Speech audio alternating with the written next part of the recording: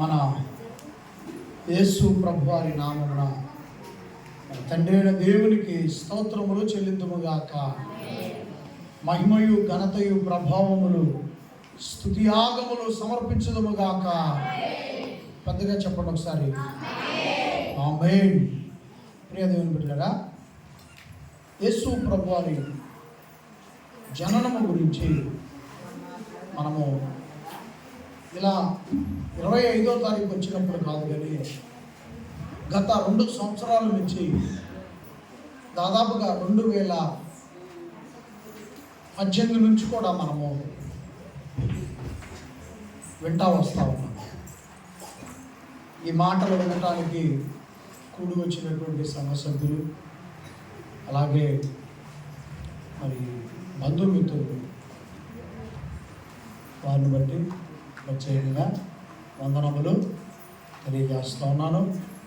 ప్రియులరా, మరి దూర ప్రాంతం నుంచి కూడా సహవాసం మన మిత్రుడు మనం అక్కడ బోధించేటువంటి మాటలు వినటం వలన దేవునికి మనము సమీపంగా ఉంటామని ఎంతో ఆశతో వచ్చినటువంటి, మరి దూరాల నుంచి వచ్చినటువంటి ప్రతి ఒక్కరికి ప్రత్యేకంగా వందనములు తెలియజేస్తూ ఉన్నాను. మీ ప్రయాసను బట్టి, మీ ప్రేమను బట్టి నేను చాలా సంతోషపడుతూ ఉన్నాను. Thank you. మనము ఈరోజు దేవుడు మనకిచ్చిన అవకాశాన్ని సద్వినియోగపరుచుకుంటే మనకి చాలా ఉపయోగం ఉంటుంది, మన జీవితాల్లో చాలా ఫలితాలు ఉంటాయి. కనుక యేసుక్రీస్తు వారి యొక్క ఈ భూమి మీద ఆయన జన్మించినప్పుడు అనేకమైనటువంటి పరిస్థితులు పలుమార్లు మనము విని ఉన్నాము. మరొకసారి ఆ విషయాలన్నీ కూడా జ్ఞాపకం చేసుకోండి.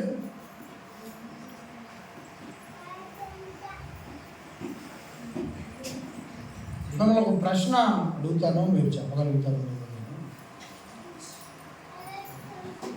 ఇలా తెలిస్తే చెప్పలేదు, అదేం నేరమైంది. యేసు క్రీస్తు వారు ప్రశ్న అడుగుతున్నారు. యేసు క్రీస్తు వారు, ఈ ప్రశ్న సోదరులు అడుగుతున్నాను నేను.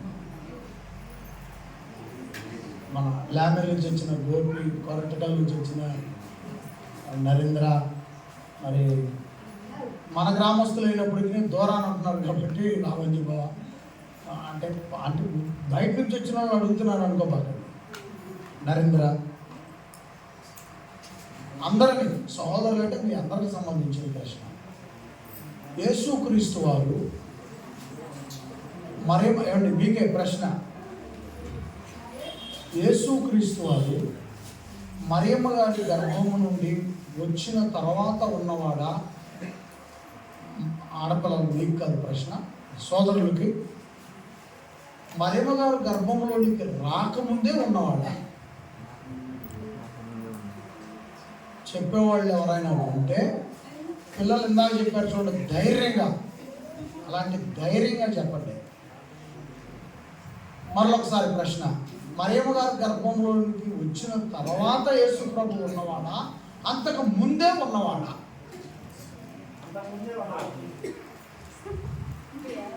లేటుగా వచ్చినా లేటెస్ట్గా ఉంది వాయిస్, సొక్కా కూడా బాగుంది. భలే సొక్కా వేసు ఆసరా. నేను కొనుక్కున్నాను, నాకు ఆడబాబు మీకే. నేను చూసుకున్నా ముందు ఆ సొక్కాని. అంతకుముందు కూడా మన వాళ్ళు చెప్తున్నారు, వినపట్లేదు కానీ నాకు. మీకు యేసుక్రీస్తు వారు మరియమ్మ గారి గర్భంలోకి వచ్చిన తర్వాత ఉన్నవాడు కాదు, ఆయన ముందే ఉన్నవాడు. ఆయన ముందే ఉన్నవాడని నేను చెప్తేనా, బైబిల్ చెప్తేనా? దేవుడు చెప్పి రాయించాడు. ఆయన ముందే ఉన్నవాడు అన్న విషయాన్ని మనం ఒకసారి చూద్దాం బైబిల్ నుంచి. అతను ఏం చెప్పాడు? నాగేశ్వరరావు సహోదరుడు ఏం చెప్పాడు? ముందే ఉన్నవాడు అన్నారు. మీకు కూడా ఆ విషయం తెలుసు, కాకపోతే ఇక మీరు ఎందుకు సిగ్గుపడ్డారో లేకపోతే తెలియలేదో నాకు. చూద్దాం. యోహాను సువార్త మొదటి అధ్యాయము, యోహాను సువార్త మొదటి అధ్యాయము మొదటి వచనం చదువుకుందాం. ఆదియందు వాక్యముండెను, వాక్యము దేవుని వద్ద ఉండెను, వాక్యము దేవుడై ఉండెను. చాలు. యేసు ప్రభువారి పేరు మనందరికీ తెలుసు. భూమి మీద ఉన్నప్పుడు యేసు ప్రభువారికి పెట్టిన పేరు, యేసు అనే పేరు ఆయనకు పెట్టారు. మరి యేసు ప్రభువారు భూమి మీదకి చిన్న పిల్లవాడిగా రాకముందు ఉన్నవాడు కదా. అప్పుడు ఎక్కడున్నాడు? అప్పుడున్నప్పుడు ఆ రోజు ఏం పేరు ఉంది? ఆ రోజు ఏం పేరు ఉంది అని అంటే, పరలోకములో దేవుని దగ్గర ఉన్నాడు. దేవుని దగ్గర ఉన్నప్పుడు ఆయన పేరేందంట? ఇక్కడ చెప్తున్నాడు, ఆయన పేరు వాక్యం. వాక్ అంటే ఆయన శబ్దం. వాక్ అంటే శబ్దం. యేసుక్రీస్తు వాక్యముగా పరలోకములో తండ్రి వద్ద ఉన్నాడు. జాగ్రత్తగా వినండి, చాలా తక్కువ సమయం తీసుకుంటున్నాను. యేసుక్రీస్తు వారు వాక్యముగా పరలోకములో ఉన్నాడు, చిన్నపిల్లవాడిగా రాకముందు.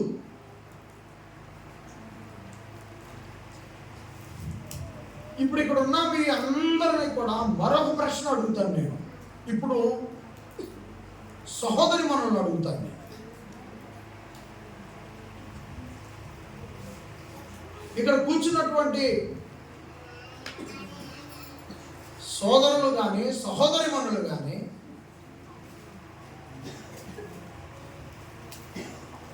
తల్లిదండ్రుల ద్వారా వారి ఒడిలోనికి రాకముందు ఉన్నారా లేరా?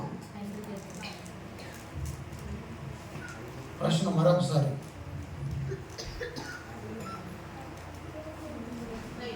తల్లిదండ్రుల ఒడిలోనికి పిల్లవాడుగా మనం ఒకప్పుడు ఉన్నాం, చిన్న పిల్లలంగా ఉన్నాం. మనము తల్లిదండ్రుల ఒడిలోనికి రాకముందు ఉన్నామా లేమా?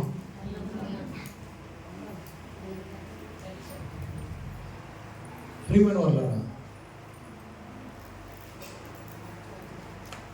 యేసుక్రీస్తు వారు తండ్రి వద్ద వాక్యముగా ఉన్నాడు.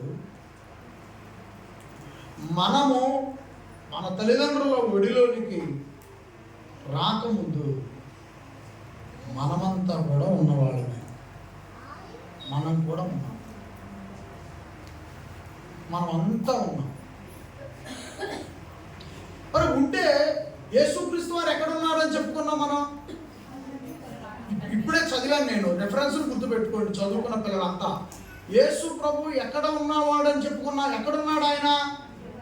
పరలోకంలో తండ్రి వద్ద ఉన్నాడు యేసు ప్రభు వారు. ఆయన యేసు ప్రభు కనుక, ఆయన శక్తిమంతుడు కనుక, ఆయన దేవుడు కనుక పరలోకంలో ఉన్నాడు. ఆయన దేవుడు పరలోకంలో ఉన్నాడు. మరి మన పరిస్థితి ఏంటి?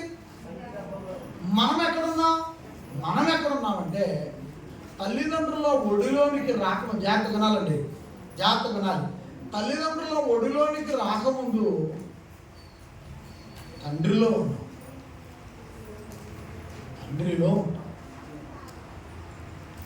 యేసుక్రీస్తు వారు ఎక్కడున్నాడు? యేసుక్రీస్తు వారు పరలోకంలో ఉన్నాడు తండ్రి దగ్గర. మరి నీవు నేను ఎక్కడున్నా? తండ్రిలో ఉన్నాం. ఈ భూమి మీద ఉన్న తండ్రిలోనే ఉన్నాం మనం. తండ్రి ద్వారా తల్లి గర్భంలోకి వెళ్ళి 9 నెలల తర్వాత వారి ఒడిలోనికి వస్తాం మనం. అప్పటి వరకు నీవు నేను, మీ తండ్రులు ఎవరైతే ఉన్నారో, నా తండ్రి ఎవరైతే ఉన్నారో, సేవకురాలు తండ్రి ఎవరైతే ఉన్నారో తండ్రిలో ఉన్నారు. జాగ్రత్తలేనండి ప్రియమైన వాళ్ళు.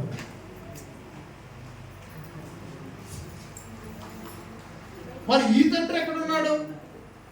మనకు జన్మనిచ్చిన తండ్రి ఎక్కడున్నాడు? వాళ్ళ తండ్రిలో ఉన్నాడు. ఇలా ఒకరి తర్వాత ఒకరిని మనము జ్ఞాపకం చేసుకుంటే నా పిల్లలు నాలో ఉన్నారు, నాలో ఉన్న పిల్లలు అవయవాలు ధరించుకోవాలి కనుక తల్లి గర్భంలోనికి వెళ్ళారు. వాళ్ళ అమ్మ గర్భంలో దేవుడు 9 నెలల పాటు అవయవ నిర్మాణం జరిపించి ప్రేమ వాళ్ళరా మరి మా ఒడిలోనికి వచ్చేటట్లు చేశారు.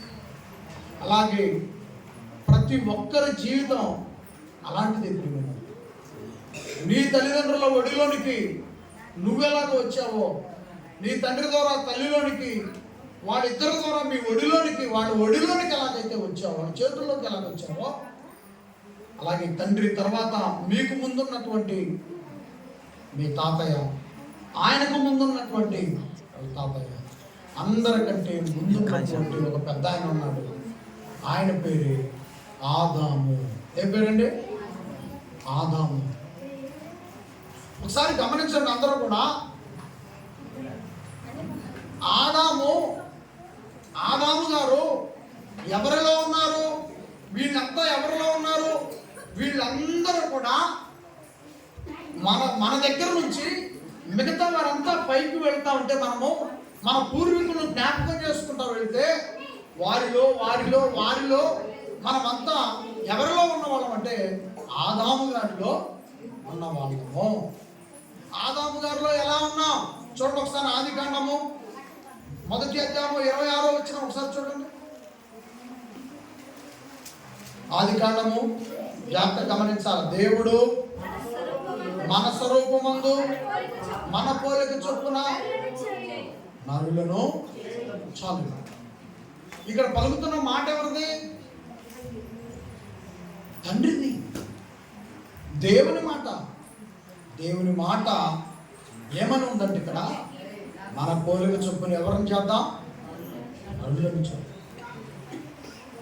నరులను చేద్దామని ప్రియమైన వాళ్ళారా, తండ్రిలో ఉన్నటువంటి ఆదాము గారిని, తండ్రిలో ఉన్నటువంటి మనలను, మొట్టమొదటి నిర్మాణము ఆదాము గారికి కనుక ఆదాము గారికి, అవ్వమ్మ గారికి ప్రియమైన వాళ్ళారా, వాళ్ళ నుంచి మనం వచ్చేటట్లు దేవుడు ఏర్పాటు చేశాడు. దేవుని యొక్క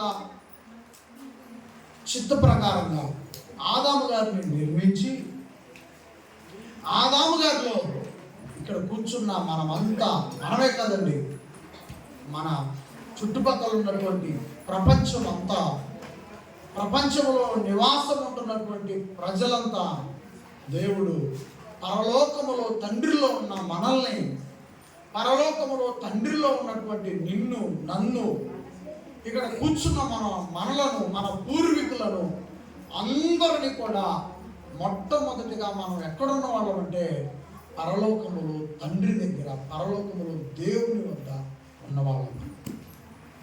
పరలోకములో దేవుని దగ్గర ఉన్నటువంటి మనల్ని ఆదాము గారిలోనికి పంపించాడు. ఆదాము గారి నుండి ఈ ప్రపంచ మానవాళి అంతా కూడా వచ్చింది. అంటే ఒకప్పుడు మనము మన తండ్రిలో ఉన్నవాళ్ళం, మన తండ్రి వాళ్ళ తండ్రిలో ఉన్నవాడు, వాళ్ళ తండ్రి అలా ముందుకు వెళితే ఆదాము గారిలో ఉన్నవాళ్ళు,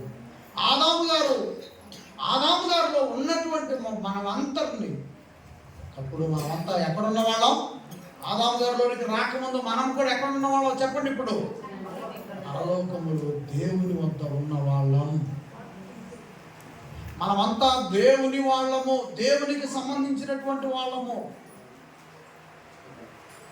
చాలా మంది ఈరోజు నేను ఫలానా వాళ్ళ తాలూకాని బోర్డు రాసుకుంటున్నారు బైకులకి అట్లాగా అని. మనం ఎవరి తాలూకా తెలుసా? దేవుని తాలూకా. మనమంతా దేవుని తాలూకా. ఆయన పిల్లలమైన మనము ఈ సృష్టిని అంతటిని ఆస్వాదించాలని, ఈ సృష్టిలో ఆనందపడాలని, తన పిల్లలుగా ఈ సృష్టిలో మనం బ్రతకాలని, భూలోకంలో మనకంటూ ఒక జీవితాన్ని ఇచ్చి పంపిస్తే దేవుణ్ణి మర్చిపోయినటువంటి మనమంతా మన ఇష్టానుసారంగా జీవిస్తున్నప్పుడు మనకంటే ముందు కలిగినటువంటి వారు ఉన్నారు. ఎవరంటే యేసు క్రీస్తు వారు. మనకంటే ముందు తండ్రిలో నుంచి వచ్చింది ఎవరో? యేసు ప్రభువారు.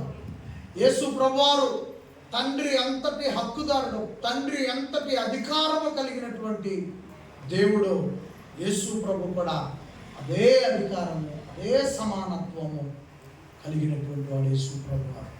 ఇక్కడ యేసు ప్రభు మనం చెప్పుకునేటప్పుడు, కానీ తండ్రి దగ్గర ఉన్నప్పుడు వాక్యం కుమారుడు, దేవుని కుమారుడు. ఒకసారి భూలోకం వైపు చూశాడు, మనమంతా ఆయన మాట విన్న వాళ్ళంగా ఉండిపోయాం, దేవుని ఆరాధించినటువంటి వ్యక్తులుగా మారిపోయాం. దేవుని యొక్క కోరిక ఏంటి? నా పిల్లలు భూలోకానికి వెళ్ళి పవిత్రంగా బ్రతికి పరిశుద్ధంగా జీవించి మళ్ళా తిరిగి ఎక్కడికి రావాలి? ఎక్కడి నుంచి వచ్చామో మళ్ళీ అక్కడికే. ఏమండి, పని మీద గుంటూరు మిర్చి యార్డుకి వెళ్తాం, పని మీద వెళ్తాం. ఇక ఆ మిర్చి యార్డులోనే ఉండిపోతారా? నీకంటూ ఉన్న గ్రామం, నీకంటూ ఉన్న కుటుంబానికి వస్తారా సాయంత్రానికి? సాయంత్రానికి రాలేకపోతే రెండో రోజు రాలేకపోతే మూడో రోజు అయినా సరే, నువ్వెక్కడి నుంచి బయలుదేరి వెళ్ళావో మరలా తిరిగి అక్కడికే చేరుకోవాలి. అలాగే మన జీవితం యొక్క ప్రారంభం తండ్రిలో, మన జీవిత ప్రారంభం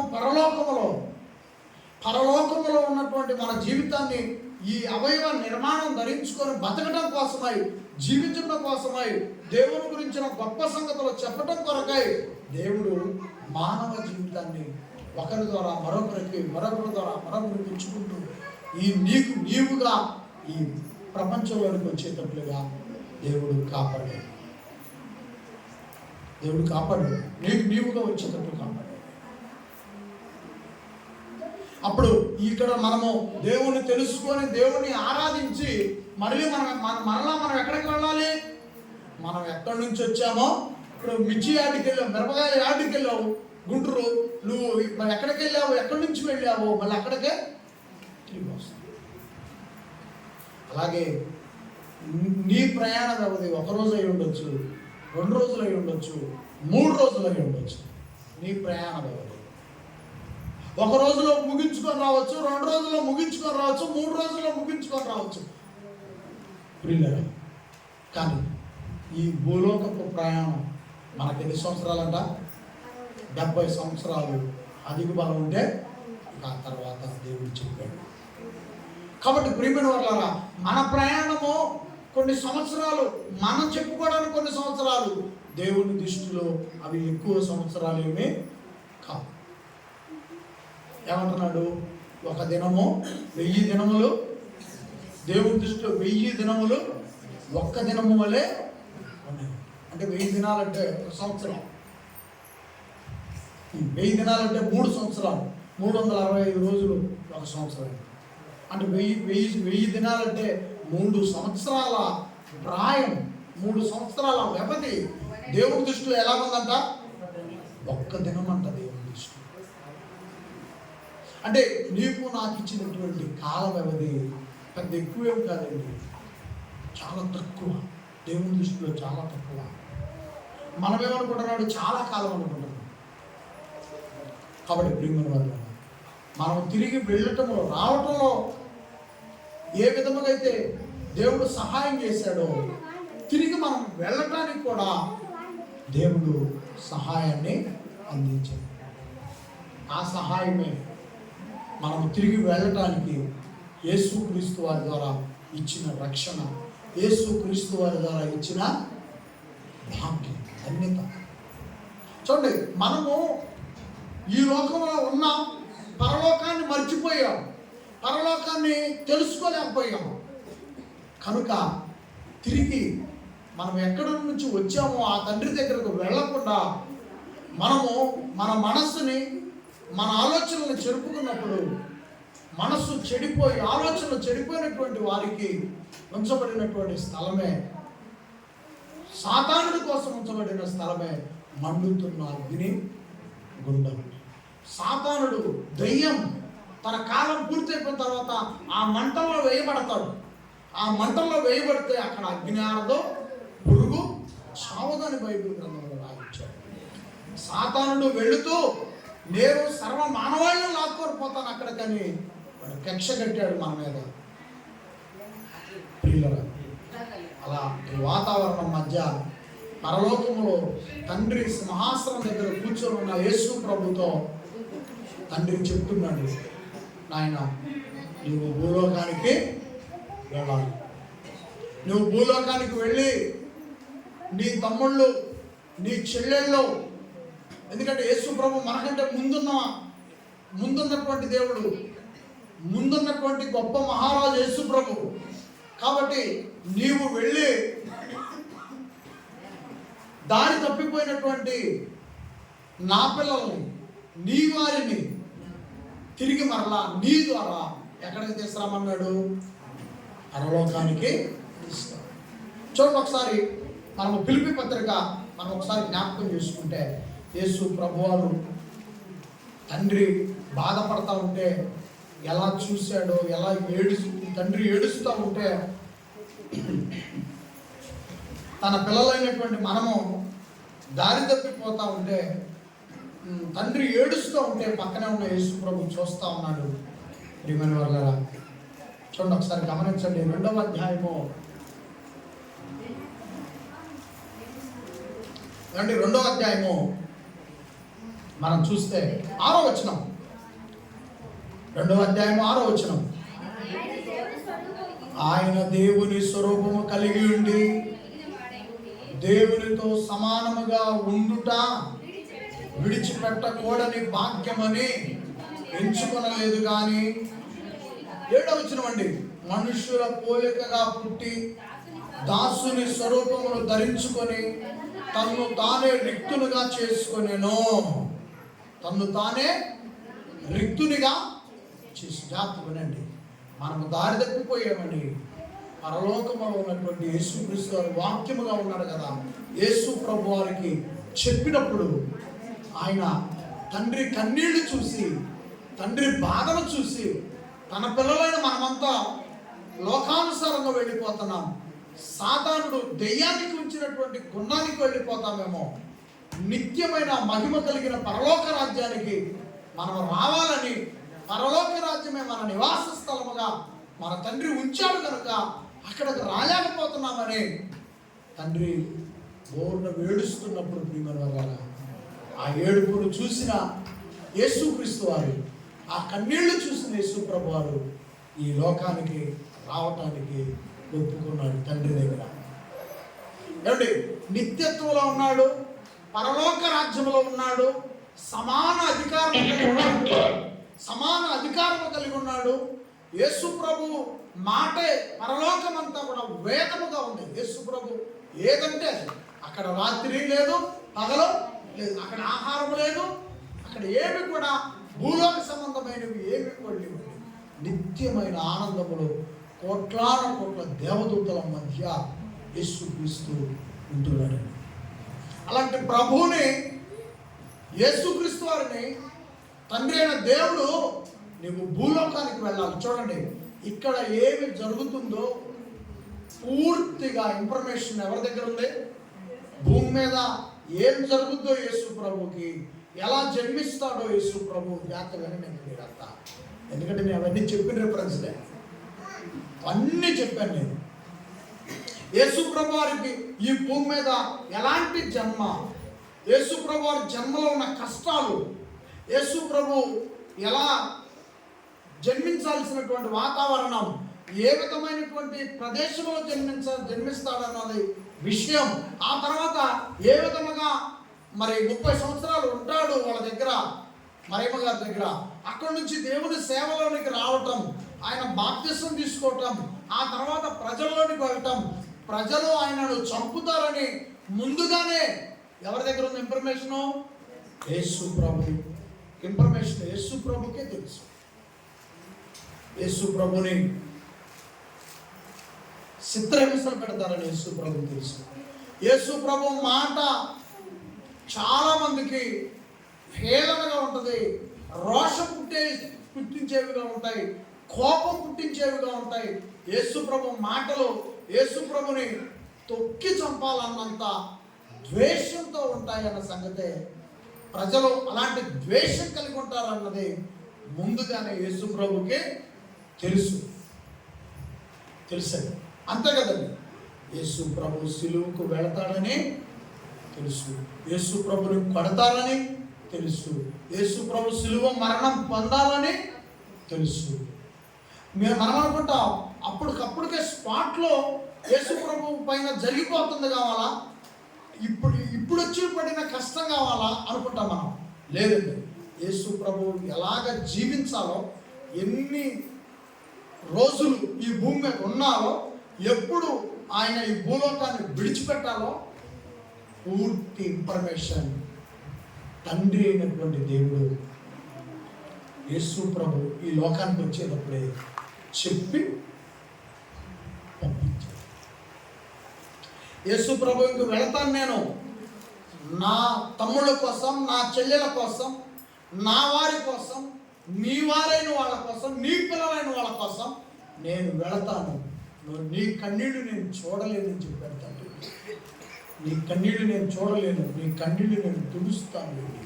నీ పిల్లలందరినీ నీ కాడికే, నీ వద్దకే వచ్చేటట్టు చేస్తాను, కానీ అగ్నిగుండం వైపు వెళ్ళేటట్లు తప్పిస్తాను నేను. యేసు ప్రభు వస్తానని ఒప్పుకున్నప్పుడు ముందుగా ఇన్ఫర్మేషన్ గాబ్రియేలు దేవదూత ద్వారా మరియమ్మ గారికి, నేను మరియమ్మ గారి గురించి కూడా చెప్పాను. ఆమె అదృష్టవంతురాలైనటువంటి తల్లి. గాబ్రియేలు దేవదూత వచ్చింది. ఆమె ఎందుకు అదృష్టవంతురాలు? యేసుక్రీస్తు ఆ తల్లి గర్భమున జన్మించినందుకు ఆమె అదృష్టవంతురాలా,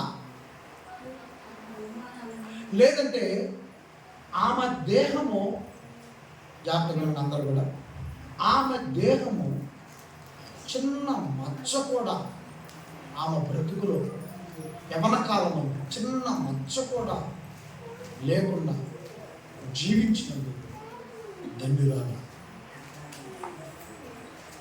జాగ్రత్త, ఈ రెండు ప్రశ్నలు మీరు జాగ్రత్తగా ఆలోచించండి. యేసు ఆమె గర్భంలో వచ్చినందుకు ఆమె ధన్యురాలా,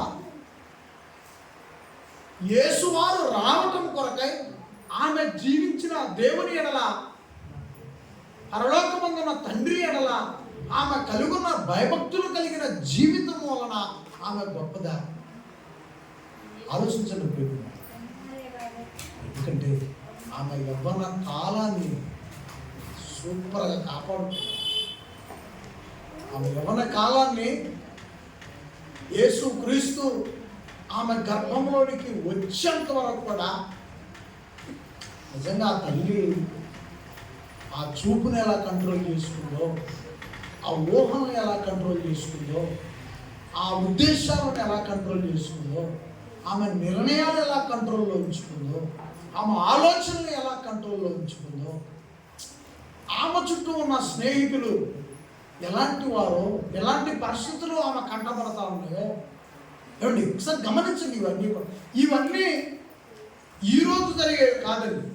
ఇవన్నీ ప్రపంచం ప్రారంభం అయినప్పటి నుంచి కూడా ఒకవైపు మంచి, మరోవైపు చెడు అనేది ప్రారంభమైంది. ఆదాము గారు ఇద్దరు పిల్లల వల్లే ప్రారంభమైంది. కయ్యేను, ఏబేలు వీళ్ళిద్దరి జీవితాల్లోనే మంచి ఒకవైపు మళ్ళింది, చెడు ఒకవైపు మళ్ళింది. అప్పటి నుంచి కూడా ఈ రెండు పోటాపోటీగా పోటీ పడతా వస్తూ ఉన్నాయి. పోటీ పడుతున్నాయి రెండు కూడా. అలాంటి పరిస్థితుల మధ్య మరియమ్మ గారు, మరి దేవుడు పరలోకములో ఉన్న దేవుడు మెచ్చుకునే ఒక స్త్రీగా, ఒక మహిళగా ఎంత వండరండి, చాలా వండరండి. ఎందుకంటే ఏ ఒక్క చిన్న పొరపాటు ఉన్నా కూడా దేవుడు నచ్చలేదు. మరి ఎంత బ్యూటిఫుల్గా పెరిగింది ఆమె, ఎంత అందముగా ఆమె జీవితాన్ని దేవుడిలో కట్టుకుంది. యెహోవా యందు ఎంత నిష్ఠ కలిగినటువంటి భక్తిని, తన సౌందర్యమును, తన యవన బలమును ఎంత బాగా దాచుకున్నది. పోనీ ఆమెకేమైనా తెలుసా? ఆమెకేమైనా చిన్నప్పటి నుంచి మరియమ్మ గారి తల్లిదండ్రులు నీ గర్భాన్ని యేసు ప్రభు వస్తాడు, నువ్వు పవిత్రంగా ఉండాలి, నీ గర్భాన్ని యేసు ప్రభు వస్తాడు, నువ్వు పవిత్రంగా ఉండాలని మన ఆమెకు చెప్పుకుంటా వస్తున్నారు. ఆమెకు తెలుసు లోకరక్షకుడు వస్తాడు, కన్యక గర్భమందు వస్తాడని తెలుసు, కానీ ఆమె గర్భమని ఆమెకు తెలియదు కదా. కాబట్టి ప్రియమైన వాళ్ళు, దేవదూత ఆమె ఆ మాట నేర్చుకొని భక్తిగా ఉంది. భక్తిగా ఉంటున్నప్పుడు యేసుక్రీస్తు వారు వచ్చే సమయం ఆసన్నమైంది. అప్పుడు పార చూశాడు, ఆమె యవనం భద్రంగా ఉంది, ఆమె అందం భద్రంగా ఉంది, ఆమె జీవించిన జీవితం భద్రంగా ఉంది. దేవదూతను పంపించారు, గాబ్రియల్ దేవదూత. యేసు ప్రభు వారు వస్తున్నాడు నీ గర్భం ద్వారా అని చెప్పిన విషయం మనందరికీ తెలిసింది. అయితే అక్కడి నుంచి మనం ఇప్పుడు చూడండి ఒకసారి ఫిలిప్పీ పత్రిక ఎలా, ఇప్పుడు ఉదాహరణకి ఏమండి ఇక్కడ ఉన్నటువంటి చిన్నపిల్లలు అందరూ చేతులు ఎత్తండి, నాన్న అందరూ చేతులు ఎత్తండి, చిన్నపిల్లలంతా కూడా అందరూ చేతులు చూపించారు. ఇక్కడ ఉన్న పిల్లలు ఎవరైనా తగ్గించండి, ఎవరైనా ఏ తల్లిదండ్రులైనా అక్కడ చాపేసి ఆ చాప మీద కొనుక్కోబెట్టుంటే దానికి సరే ఆలోచించండి. అప్పుడే మొదటి కానుక అందింది, హాస్పిటల్ నుంచి పుట్టింటికి వెళ్ళారు, హడావుడిగా నా కొడుకు పుట్టిందన్న ఆనందంలో ఉంది ఈ అమ్మాయి. తల్లిగారింటికి బయలుదేరి వెళ్ళారు. వెళ్ళగానే అక్కడ ఉన్నటువంటి మీ పెద్దవాళ్ళు ఎవరో మీకు తెలిసిన వాళ్ళు, అమ్మాయి మీ పిల్లగాన్ని తీసుకొచ్చి ఆ లింగి పరిచి అక్కడ పడుకోబెట్టి అన్నారు అనుకోండి, మీకు ఎట్లా ఉండదు? ఏ లింగి తొందరగా మా అబ్బాయినాను మా అమ్మాయిని ఆ లింగి మీద పడుకోబెడతా, ఇంక లింగి కూడా వద్దులే కింద పడుకోబెడతానంటారా? హాస్పిటల్ నుంచి ఇంటికి వెళ్ళిన ఆనందం వాళ్ళన్న ఒక్క మాటతో ఏమైపోద్ది? ముక్కలైపోద్ది, ముక్కలైపోద్ది.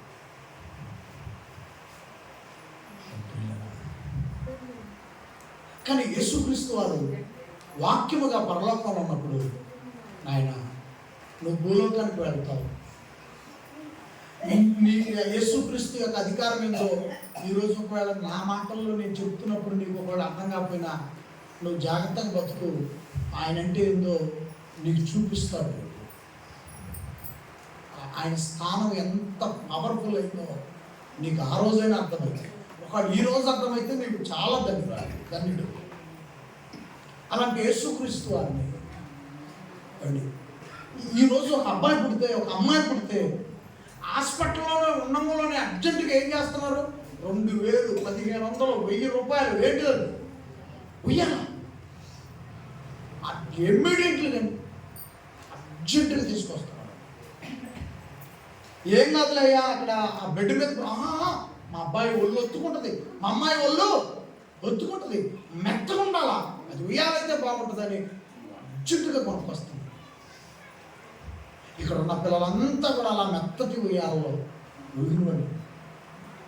ఏ పిల్లవాడినైనా తొట్టులో లేకపోతే అక్కడ ఎక్కడన్నా ఉంచమంటే ఏ తల్లిదండ్రులు మనసు ఒప్పుద్ది?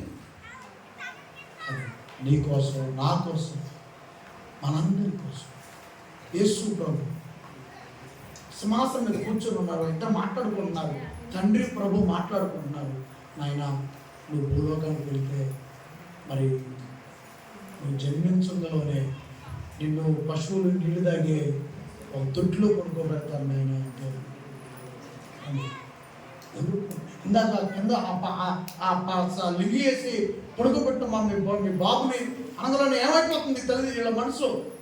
ఆ బిడ్డను నేను అవసరం ఇక్కడ ఎంతసేపు అయినా నేను భుజానైనా వేసుకుంటాను, కానీ నేల మీద మాత్రం. అలాంటి మనస్తత్వం ఇప్పుడు నీ బిడ్డలకు కలిగింది వాతావరణం. అలాంటప్పుడు ప్రియమైన వాళ్ళ పరలోకంలో ఉన్న యేసుక్రీస్తు వారు అక్కడ ఉన్నప్పుడే నువ్వు ఈ లోకానికి వచ్చినప్పుడు నువ్వు ఆ తొట్టిలో పడుకోబెడతావు, నువ్వు తొట్టిలో పడుకుంటావయ్యా, పశువులు నీళ్ళు దగ్గర తొట్టిలో పడుకోబెడతాను అన్నట్టు ఎవరు అంగీకరిస్తావు?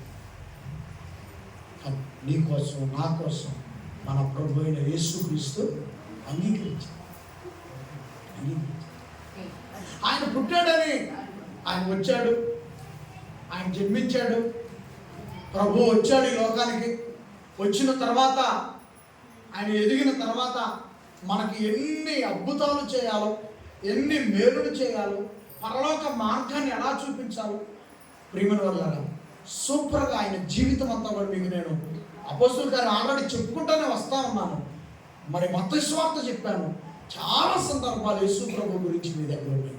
ఈరోజు మీరు తెలుసుకోవాల్సింది ఏంటంటే, ప్రభు తను తొట్టిలో పరుండ పెడతాడు చిన్నపిల్లవాడు ఉన్నప్పుడు అనే సంగతి యేసు వారికి తెలిసినా కూడా బంగారపు సువర్ణము కిరీటాల మధ్య, వజ్ర వైడూర్యాల మధ్య భూలోకంలో దొరకనవి తండ్రి దగ్గర పరలోకంలో ఉన్నాయి. అలాంటి సింహాసనం మీద కూర్చునే యేసుక్రీస్తు వారు దేవదూతల పైన అధికారి, పరలోకంలో అధికారి, ఈ భూలోకాన్ని మరలా ఆయన మాటతో కలిగించాడు.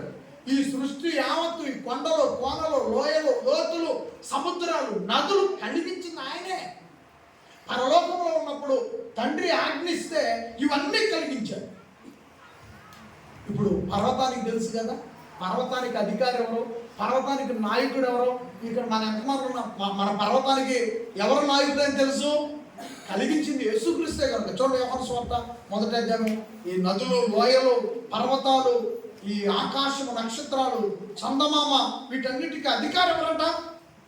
లోకం. యోహాను సువార్త 1వ అధ్యాయము చూడండి ఒకసారి, మీకు అర్థమైంది. యోహాను సువార్త 1వ అధ్యాయం వచ్చిన చెప్పమ్మా. 1వ అధ్యాయం 3వ వచనం చూడండి అందరూ కూడా. కలిగి ఉన్నది ఏది యేసు లేకుండా కలగలేదు. ఇప్పుడు పర్వతం యేసుక్రీస్తే సృష్టికర్త. నీళ్లు, సముద్రాలు, నదులు, లోయలు, లోతులు, అందమైన ప్రకృతి, ఎగురుతున్న పక్షులు, వస్తున్న సూర్యుడు, చందమామ, నక్షత్రాలు, ఆకాశము, వీటికి అధికారం ఎవరంట? యేసు ప్రభు. యేసు ప్రభు. ఏమండి ఒక మాట చెప్తాను, ముగిద్దాం. యేసు ప్రభు కలిగించిన పర్వతాలు ఉన్నాయి భూలోకంలో, ప్రభు కలిగించిన నీళ్లు ఉన్నాయి భూలోకంలో, భూమి ఉంది, ఆకాశం ఉంది, సూర్య చంద్ర నక్షత్రాలు ఉన్నాయి. ఇప్పుడు అవి చూస్తుండగా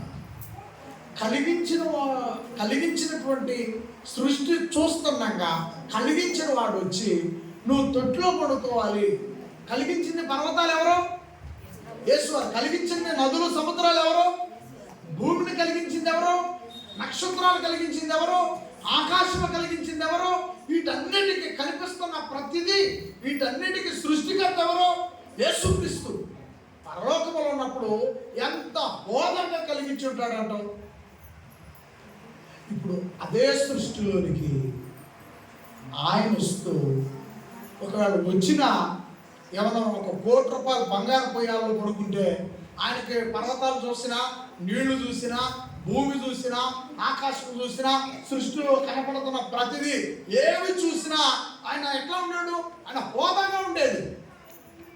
కానీ ఆయన కలిగించిన సృష్టి అంతా చూస్తుండగా ఎక్కడ పడుకోవాలి? ఆయన ఎక్కడ నిద్రపోవాలి? ఆలోచించండి. పశువుల నీళ్లు తాగే ఆ తొట్టిలో పడుకోవాలంటే వీటన్నిటికైనా అధికారి కదా.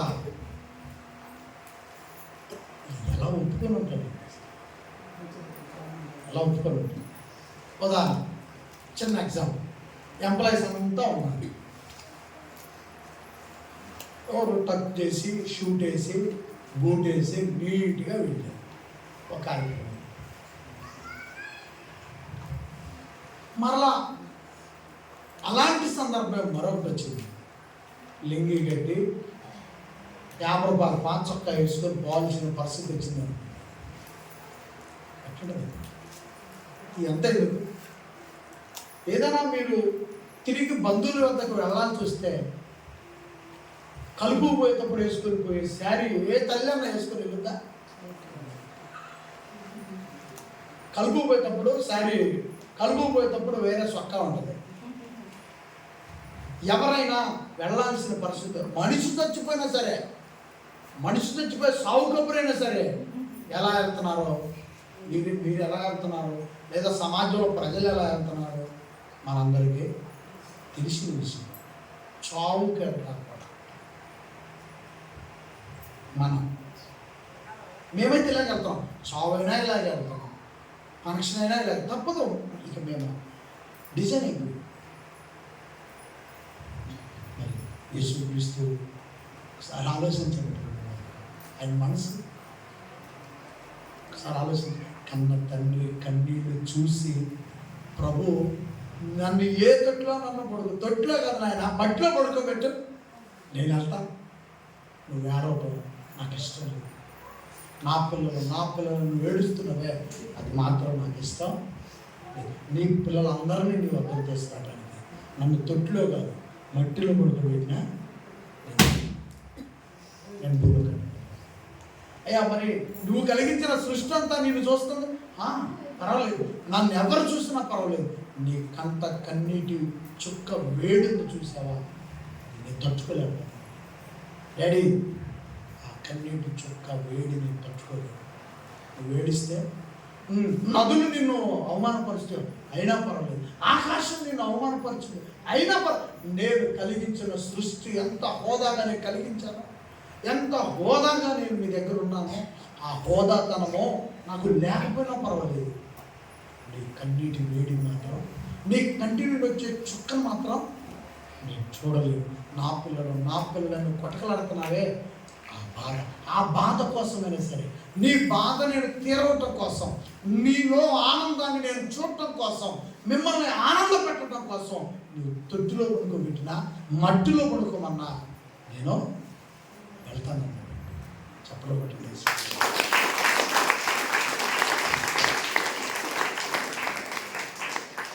వచ్చిన ప్రభు పోనీ మట్టిలో పడుకుంటే పానీలు ఎంత వచ్చింది. ఏదో చిన్న వ్యాపారి గానో లేకపోతే ఏదో పని చేసేవాడు గానో ఆ వయసుకు వస్తాడు, ఆ తర్వాత పనులు జరుగుతాయి, ఇంకా తర్వాత ఇంకా పనులు ఆయన బాధ్యతలు నెరవేరుస్తాడు. అంతకాలం అయిపోయినాక లోకం వదిలిపెడతాడు. కానీ ఆయన ఎదుగుతున్న ప్రతి సందర్భం, ఆయన ఎదుగుతున్న ప్రతి ఏడాది ఆయన చుట్టూ అన్నీ బాధ. ఇప్పుడు ఆయన 30 ఏళ్ళు వచ్చేంత వరకు అలాగే బాధపడతాడు. మరి ఎక్కువైన బాధలో తండ్రి పని చేయడానికి ప్రారంభమయ్యాడు. ఎందుకు చూడండి, లోకాసు వార్త 15వ అధ్యాయము, లోకాసు వార్త చూడండి ఒకసారి, 15వ అధ్యాయం 7వ వచనం. అటువలే మారు మనస్సు అక్కరలేని 99 మంది నీతిమంతుల విషయమై కలుగు సంతోషము కంటే మారు మనస్సు పొందు ఒక పాపి విషయమై పరలోకమందు ఎక్కువ సంతోషము. ఆమేన్ చెప్పండి. ఒక పాపి లోకములో మారితే పరలోకములో ఎవరున్నారు చూడండి. మత్తయి సువార్త పరలోకమందు ఎవరున్నారంట? మత్తయి సువార్త 6వ అధ్యాయము, అందరూ తొందరగా సమయం అయిపోయింది. మత్తయి సువార్త 6వ అధ్యాయంలో యేసు ప్రభువారు పరలోకంలో ఎవరున్నారో పరిచయం చేస్తున్నాడు. 9వ వచనం, 9-10 వచనాలు.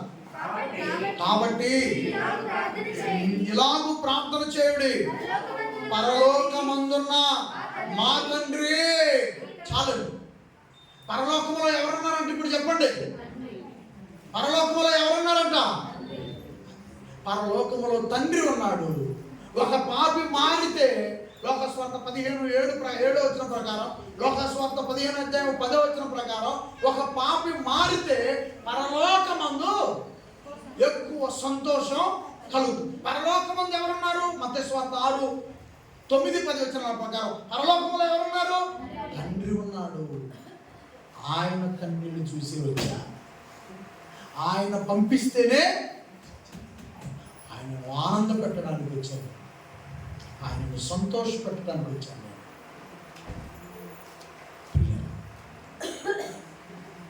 నా అవసరాల కోసం ఆయన అనేకమైన నాకు అవసరమైన చుట్టూ యేసు జీవితంలో అన్నీ మనకి ఇచ్చేసాడు. నువ్వు ఏది తీసుకుంటే అది నీకే. నువ్వు తండ్రిని ఆనందపెట్టు, నీకు కావలసినవి అన్నీ తీసుకో, ఇస్తాను. తండ్రిని ఆనందపెట్టు, ఆశీర్వాదములో పట్టు, ఆశీర్వాదములు పట్టు. అవును, ఎప్పుడైతే పరలోకమందున్న తండ్రిని మనము ఆనంద పెడతామో, యేసు క్రీస్తులో దాగి ఉన్న ప్రతిదీ నీకే, నీకోసమే ఆయన దగ్గర ఉన్నవన్నీ. యేసు వారి కోసం ఈ భూమి మీద ఆయనకంటూ ఏదైనా ఉన్నదని మనలో ఎవరైనా నిరూపించగలమా?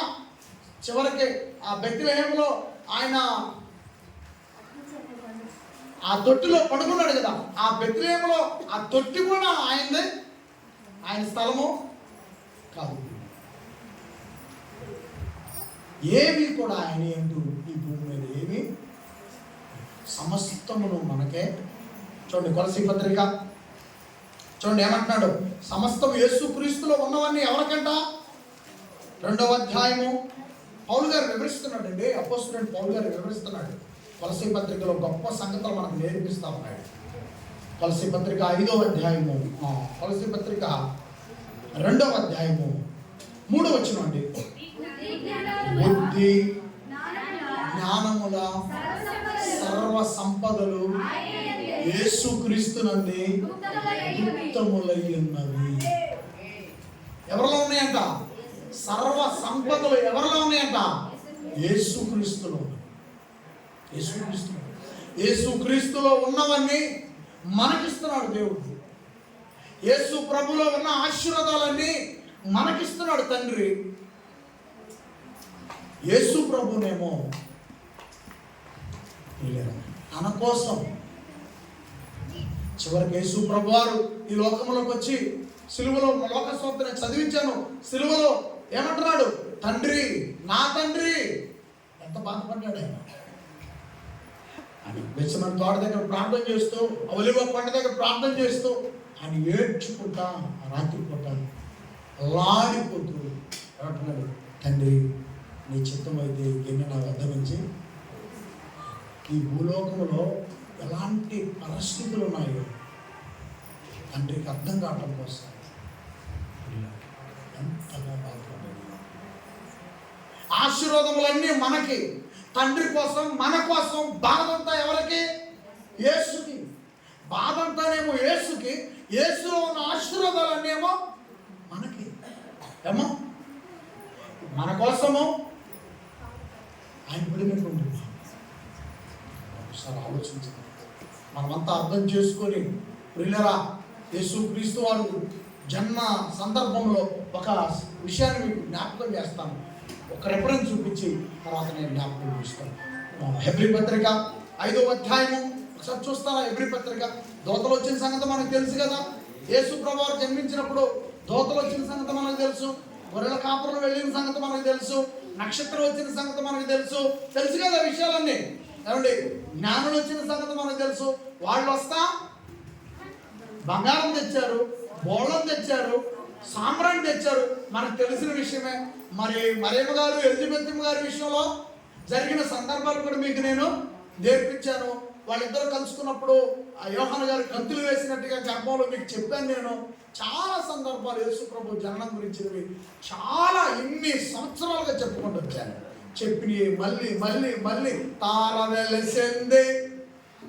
నేను తర్వాత ఏంటమ్మా ఇలాగ వాడారు కదా, తార వెలసిందే ఆ నింగిలో ధరని మోరేసింది. పద్దుకులు నేను పాడలేను. ఇది అపోస్తుల బోధ. ఇది మనం నేర్చుకుంటున్న బోధ.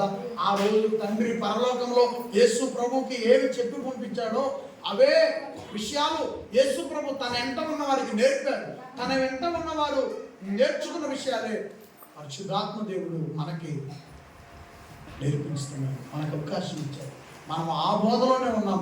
మనం లైన్ తప్పలేదు. ఒకవేళ మీకు తెలియకపోవచ్చు ఈ వివరం, ఇదేంటన్నయ్యా ఏదో బోధ అంటాడు అవి అంటాడు, నీకు తెలియకపోవచ్చు.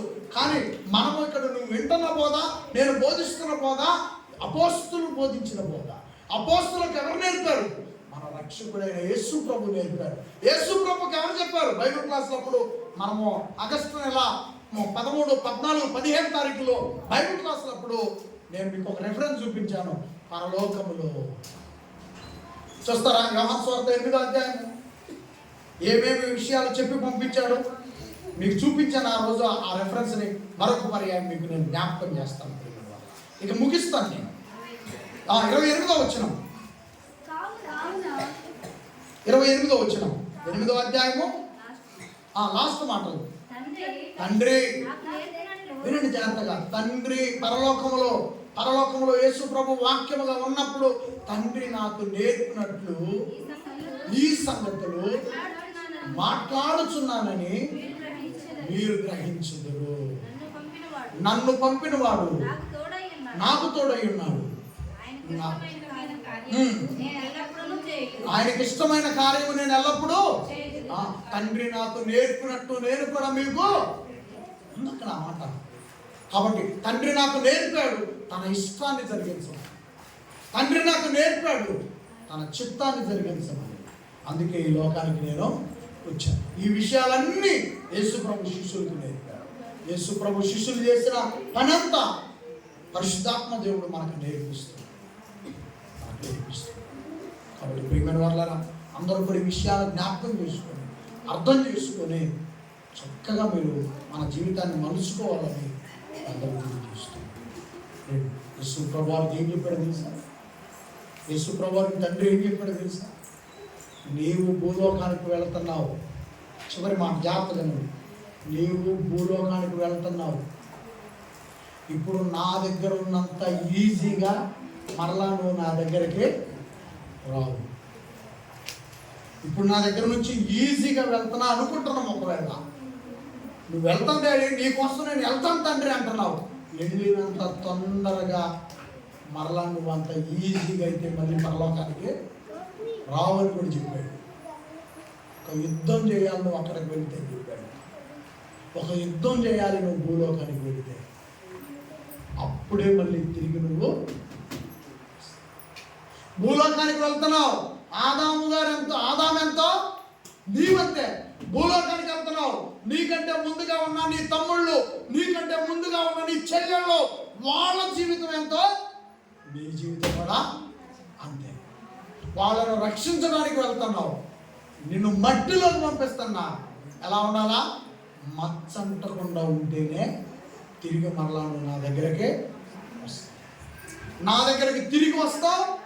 నీలో ఉన్న రక్షణ వాళ్ళు రావటానికి ఇస్తాను. ఈ సంగతి అంతా తెలిసినటువంటి యేసు ప్రభు యోహాను సువార్త 14వ అధ్యాయం 6వ వాక్యంలో ఏమన్నాడు? ఈ సంగతి తండ్రి ముందుగానే చెప్పాడు. నీలో ఉన్న రక్షణ నీ తమ్ముళ్ళకి, నీ చెల్లెలకి ఇవ్వాలి. వారికి ఇచ్చిన వాళ్ళు నువ్వు వారికి ఇచ్చొస్తేనే, వాళ్ళకి ఇస్తూ నువ్వు పవిత్రంగా ఉంటేనే తిరిగి మరలా నా దగ్గరికి వస్తా ఉన్నాడు. ఈ 2 రిఫరెన్స్లు మీకు చూపిస్తాను. యోహాను సువార్త 14వ అధ్యాయము 6వ వాక్యం. యేసు చూడండి, ఆయనే మార్గం అనే సంగతి పరలోకములో ఉన్నప్పుడే తండ్రి ఏం చేశాడు? నేర్పించి పంపించాడు. యేసు నేనే మార్గమును, సత్యమును, జీవమును, నా ద్వారానే తప్ప ఎవరును తండ్రి వద్దకు పరలోకానికి.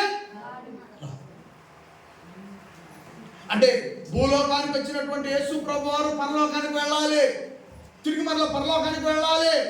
యేసు ప్రభుతో పాటు ఎవరెవరు వెళ్ళాలి? మనమంతా వెళ్ళాలి. యేసు ప్రభు ద్వారానే పరలోకానికి వెళ్ళి. మరి యేసు ప్రభు పరలోకానికి ఎలా వెళ్ళాలో తెలిసే హెబ్రీ పత్రిక 5వ అధ్యాయము. నరేంద్ర తొందరగా తీయాలా? చదువుచిన వాళ్ళందరూ తీయండి తొందరగా. హెబ్రీ పత్రిక 5వ అధ్యాయము 7వ వాక్యం. యేసు ప్రభు శరీరధారి ఉన్న దినములలో యేసు ప్రభు గురించి అండి ఈ విషయం. యేసు ప్రభు వారు ఎలా బ్రతికాడో, భూమి మీద ఎలా బ్రతికితే, ఎలా జీవిస్తే ఆ తండ్రి మరలా పరలోకానికి ఆహ్వానించాడో మీకు అర్థం కావాలి. ప్రియమైన వాళ్ళారా, మీకు అర్థం కావాలి. ఆయన యేసు ప్రభు శరీరధారి నీలా నాలా ఉన్న దినములలో మహారోధముతోనూ కన్నీళ్లతోనూ తన్ను మరణము నుండి రక్షింపగలవానికి ప్రార్థన చేశాడు, యాచనలు సమర్పించాడు, భయభక్తులు కలిగి బ్రతికాడు. భయభక్తులు కలిగి ఉన్నందున ఆయన అంటే తండ్రి అండి, తండ్రి అప్పుడు యేసుక్రీస్తుని పరలోకానికి రానాయనని ఆహ్వానించాడు. లోకస్వార్థ మనము 24 అధ్యాయం ధ్యానం చేస్తున్నాం కదా. రేపు ఎలా ప్రభు పరలోకానికి వెళ్ళాడు, ఆయన ఎలా తిరిగి లేచాడు అవన్నీ చెప్పుకున్నాం కదా. ప్రేమిడు వల్ల తిరిగి మరలా ఆయన పరలోకానికి ఎలా వెళ్ళాడో అవన్నీ మనం నేర్చుకుంటాం. రేపు వారం నేర్చుకుంటాం. తండ్రి యేసు ప్రభుని పరలోకానికి ఆహ్వానించడానికి భూలోకంలో ఉన్నప్పుడు ప్రార్థన చేశాడు, భూలోకంలో ఉన్నప్పుడు కన్నీళ్లు పెట్టాడు, భూలోకంలో ఉన్నప్పుడు యాచన సమర్పించాడు, భూలోకంలో ఉన్నప్పుడు భయభక్తులు కలిగి బ్రతికాడు. ఎంత పరలోకంలో ఉన్నప్పుడు ఎట్లా ఉన్నాడు? పరలోకంలో ఉన్నప్పుడు యేసు ప్రభు కన్నీళ్లు తెలుసా? పరలోకంలో ఉన్నప్పుడు యేసు ప్రభుకి ఆడటం తెలుసా? పరలోకంలో ఉన్నప్పుడు యేసు ప్రభుకి దుఃఖం తెలుసా? ఏమీ తెలియదండి. ఆయన భూలోకానికి పంపించి భూలోకానికి రావడం వల్ల ఆయన ఏడ్చి పంపించిన తండ్రి ఎడల భయభక్తులు కలిగి ప్రార్థన చేసి యాచన సమర్పిస్తే, భయభక్తులు కలిగి జీవితాన్ని కాపాడుకుంటే ఆయన రక్తం అంతా మనకిచ్చాడు. అప్పుడు పరలోకానికి వెళ్ళాడు. దేవునికి మహిమ కలుగును గాక. ఆమేన్ చెప్పండి. ప్రియులారా, ఇంకొక మాట జ్ఞాపకం చేస్తాను. యేసు ప్రభు వారి జన్మం అప్పుడు అక్కడికి నక్షత్రం వచ్చింది. అక్కడికి చూడండి, జాగ్రత్త వినండి. యేసు ప్రభు జన్మం అప్పుడు అంటే తల్లి గర్భంలో నుండి పుట్టినప్పుడు, తల్లి గర్భంలో నుండి వచ్చినప్పుడు అండి యేసోబు గారు ఉన్నారు అక్కడే, మరియమ్మ గారు ఉంది అక్కడే, ఆ చుట్టుపక్కల ప్రజా సంఖ్య నిమిత్తం వచ్చిన వాళ్ళు అంతా అక్కడే ఉన్నారు. అంతే కదండి. యేసు ప్రభు వారు జన్మించాడన్న సంగతి పొలంలో ఉన్నటువంటి ఆ గొర్రెలు కాసుకుంటున్నటువంటి వారికి ఆ వార్త తెలిసింది. దేవదూతలకు చెప్పారు. వాళ్ళు కూడా ఏం చేశారు? ఆనందంగా సంతోషంగా వాళ్ళు నాట్యం ఆడుతూ వాళ్ళు గంతులు వేసుకుంటా అక్కడికి వచ్చారు. అంతే కదండి. అక్కడ దేవదూతలు కూడా వచ్చారు. దేవదూతలు వచ్చి వాళ్ళకి ఇన్ఫర్మేషన్ చెప్పారు. ఏమండి, ఆకాశంలో నక్షత్రం వచ్చింది.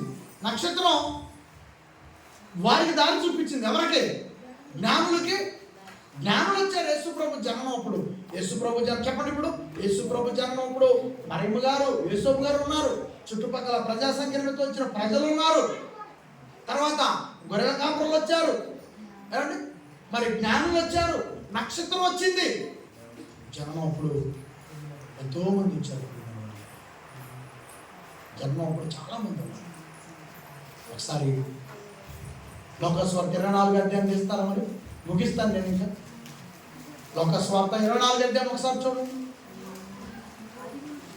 చదవండి ఆ మాట. లోకస్వార్త 24 అధ్యాయం మొదటి వచనం. ఆదివారమున తెల్లవారుచుండగా ఆ స్త్రీలు తాము సిద్ధపరిచిన సుగంధ ద్రవ్యములను తీసుకొని సమాధి వద్దకు వచ్చి సమాధి ముందర ఉండిన రాయి తొలగింపబడి ఉండట చూసి లోపలకు వెళ్ళారు. కానీ యేసు ప్రభు లోపల లేడు. యేసు ప్రభు లోపల లేడు. ప్రియమైన వాళ్ళారా, తల్లి గర్భం నుండి వచ్చినప్పుడు జాగ్రత్త వినండి. తల్లి గర్భం నుండి వచ్చినప్పుడు దీనమైన స్థితి అయినా సరే, ఆయన పశువుల పాకాలు తొట్టులో ఉన్నా సరే, జ్ఞానులు వచ్చారు, కాపరులు వచ్చారు. ఏమండి మరి చుట్టుపక్కల అందరూ యేసు ప్రభువుకు సంబంధించిన వాళ్ళు అక్కడే ఉన్నారు. మరియమ్మ గారు ఉంది, ఏమండి మరి యేసోబు గారు ఉన్నాడు, అక్కడ ప్రజా సంఖ్యలో ప్రజలు ఉన్నారు. కానీ పిల్లల మరణం అప్పుడు యేసు ప్రభు సిలువలో 3 గంటలప్పుడు చనిపోతే ఏమండి ఎవరు లేరు. యేసు ప్రభు ఏమైంది? యేసు ప్రభు 3 గంటలప్పుడు సిలువలో చనిపోతే ఎవరో లేరు. యేసు ప్రభు సిలువ దగ్గరికి జ్ఞానులు రాలేదు. యేసు ప్రభు సిలువ దగ్గరికి కాపరులు రాలేదు. యేసు ప్రభు సిలువ దగ్గరికి దేవదూతలు రాలేదు. యేసు ప్రభు సిలువ దగ్గరికి ఆ సమాజంలో ఉన్న ప్రజలు ఎవరో రాలేదు. ఒక్కడే ఉండిపోయాడు సిలువ. ఎవరండి బాధ? నీ మరణం దగ్గర ఎవరు ఉండరని పరలోకంలో తండ్రి ముందే చెప్పి పంపించింది. ఎవరు దారిని పోయే అరిమత్తయ్య, దారిని పోయే వ్యక్తి అరిమత్తయ్య. శిలువ మీద ఉన్న ప్రభువుని చూసి చలించిపోయి ఏడ్చి అప్పుడు ఆ అధికారి దగ్గరికి వెళ్ళి, అయ్యా నేను చివరికి యేసు ప్రభు శిష్యులు కూడా ఆ దరిదాపుల్లో ఎక్కడ రొట్టెల కింద యేసు ప్రభు ఇస్తుంటే మాంసం రొట్టెల కింద అరిమత్తయ్య యేసు ప్రభు శిష్యులా? చెప్పండి, మీకు తెలుసు కదా ఎవరు తిన్నారు రొట్టెలు? పేతురు గారు అంతా జ్వరం తగ్గిపోయింది. పేతురు గారు అంత జ్వరం తగ్గిపోయిందా? ఇంకా వేరే వాళ్ళకి తగ్గిందా? పేతురు గారు అత్తగారు యేసు ప్రభు ఉన్నవాడే పేతురు గారు. ఎంతోమంది శిష్యులు యేసు ప్రభు కార్యాలు చేస్తుంటే చూశారు, ఆయన ఆహారం పెడితే తిన్నారు, అద్భుతాలు జరిగిస్తుంటే చూశారు, చనిపోయిన వాళ్ళని బ్రతికిస్తుంటే చూశారు. కానీ సిలువ దగ్గర తిన్నవాళ్ళు ఎవరో? తిన్నవాళ్ళు, విన్నవాళ్ళు, చూసిన వాళ్ళు. విన్నవాళ్ళు లేరు, చూసిన వాళ్ళు లేరు, తిన్నవాళ్ళు లేరు. ఆలోచించండి, ఆలస్యమైపోయింది అనుకోవాలి, ఆలస్యమైపోయింది అనుకోవాలి. ఆలోచించండి, తిన్నవారు లేరు, చూసిన వారు లేరు, విన్నవారు లేరు, చూసిన వాళ్ళు లేరు, తిన్నవాళ్ళు లేరు, విన్నవాళ్ళు లేరు. ఒక్కడైపోయాడు ప్రభు, ఒక్కడైపోయాడు. దారిని పోతున్న అరిమత్తయ్య ఒక సహోదరుడు, యేసు అని ఒక సహోదరుడు దారిని పోతారు. అతని కోసం తొలగించుకోవడం సమాధి. నాకు ఆ ప్రభు దేహాన్ని ఇవ్వండి అని వెళ్ళి తీసుకుని వచ్చి సమాధిలో పెట్టి రాయి బొరిలించి, చూడండి, తల్లి గర్భంలో నుంచి వచ్చినప్పుడు సందడ జరిగింది. కానీ భూగర్భంలోనికి వెళ్ళినప్పుడు ఎవరు అక్కడ ఉన్నారు? ఆలోచించండి. ఈ లోక సంబంధమైన వ్యక్తులు ఎవరో తోడు లేకపోవచ్చు, కానీ ఆయనను పంపించినటువంటి దేవుడు, యేసు వారిని పంపించినటువంటి తండ్రి, నేను నిన్ను విడిచిపెట్టనన్నాడు. ప్రేమ వల్ల ఆదివారం తెల్లవారుచుండగా యేసు ప్రభుని తండ్రి అయిన దేవుడు, పరలోకంలో ఉన్న తండ్రి అయిన దేవుడు మూడో రోజు సమాధిలో నుండి బ్రతికించుకున్నాడు. చెప్పలు పెట్టండి అందరూ కూడా ఒకసారి, తండ్రిని గణపరచండి. యేసు ప్రభువుకి జరిగిన ఆ ఘన కార్యములు గణపరచండి. ఈ లోకంలో ఉండగా ఆనాటి జ్ఞానులు ఏమైపోయారు? సమాధి దగ్గర ఆనాటి గొర్రెలు ఏమైపోయారు? ఆనాటి జ్ఞానులు సమాధి దగ్గర లేరు, ఆనాటి కాపరులు సమాధి దగ్గర లేరు, యేసు ప్రభుతో తిరిగినటువంటి శిష్యులు లేరు. యేసు ప్రభు స్వస్థత కార్యాలు జరిగిస్తే స్వస్థతలు పొందుకున్న వాళ్ళు లేరు, కుంటి వాళ్ళు నడిచారు లేరు, గుడ్డి వాళ్ళు చూశారు లేరు. గుడ్డి వాళ్ళకు చూపివ్వలేదండి, గుడ్డి వాడిని నడిపించలేదండి, కుష్టి రోగులు స్వస్థపరచలేదండి. 7,000 మంది ఒక చోట తిన్నారు రొట్టెలు, 5,000 మంది ఒక చోట తిన్నారు రొట్టెలు. ఇలా ఎన్నైనా చెప్పగలరు. ఎన్ని చెప్పమంటారు నన్ను? మీ కాడ ఓటుకుంటే ఎన్నైనా చెప్తాను. వీళ్ళంతా ఏమైపోయింది? ఒకసారి నీ చివరి జీవితాన్ని కూడా జ్ఞాపకం చేసుకో. నీ జీవితంలో ఎదురవుతారు ఎంతోమంది. ఫస్ట్ నీ జీవితంలో ఎదురయ్యేది నీ తల్లిదండ్రులు, వారి తర్వాత నీ జీవితంలో ఎదురయ్యేది నీ తోబుట్టువులు, ఆ తర్వాత వయసు వచ్చినాక నీకు ఎదురయ్యేది నీకు కాబోయే భర్త, నీకు కాబోయే భార్య. వారం క్రితం ఆ ఇంటికి వెళ్ళి చూసాం, చింపిరి చుట్టూ వేసుకొని ఆ బాబు కాడ పీసు తీసుకొని సొక్క వాళ్ళ నాన్నతో వాళ్ళ అన్నయ్యతో సొక్క వేసుకొని ఆ మసికట్ట ఇటు పూసుకొని అంటులు తోగుతుంటది. అమ్మాయి పెళ్లి సంబంధానికి వస్తున్నారంట నంగలోనే, ఇక చూసుకో బ్రహ్మాండంగా తయారైంది. వారం క్రితం మసి పూసుకోవాలి గాబు కాడ. కానీ నీ జీవితంలో ఒక వ్యక్తి ఎదురొస్తున్నాడు అనగానే కంటికి కాటిక, నుదుటికి బొట్టు,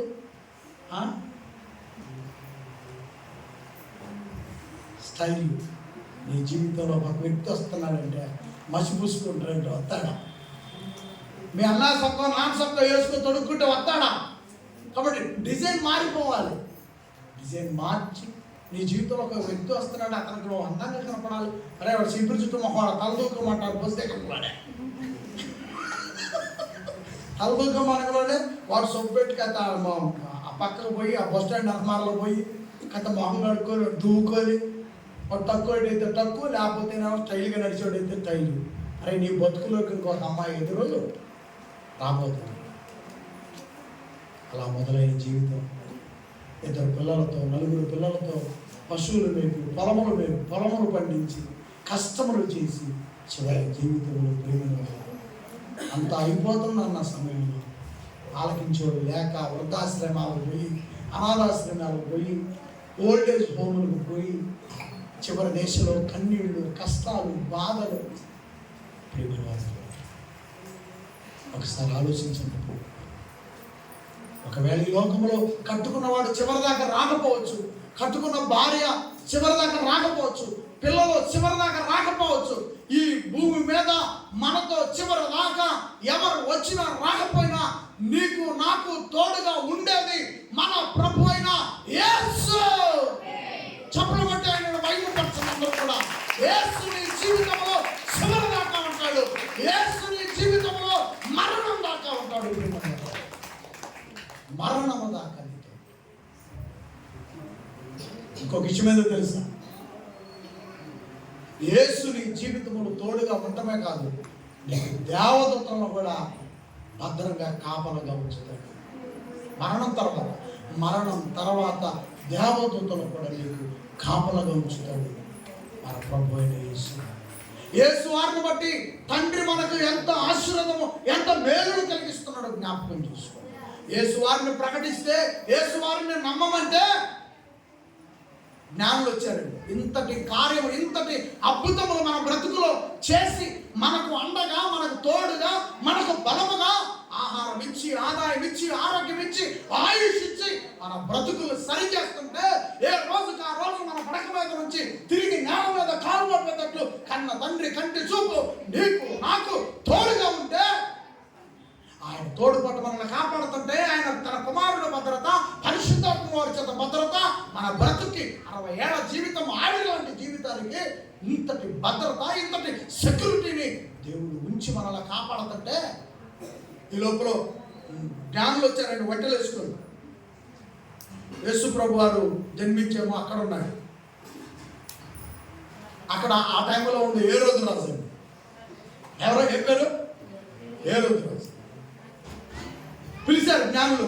ఏమంటే రాజుగారు, ఆ నక్షత్రం ఆకాశంలో జన్మించింది, అది రాజుకు సంబంధించింది, ప్రపంచ రాజుకు సంబంధించింది. మీ ఇంట్లో ఏమన్నా మరి రాజు పుట్టాడంటే ఆయనకి ఎంతమంది పిల్లలు ఉన్నారో అందరూ పిలిపించారు.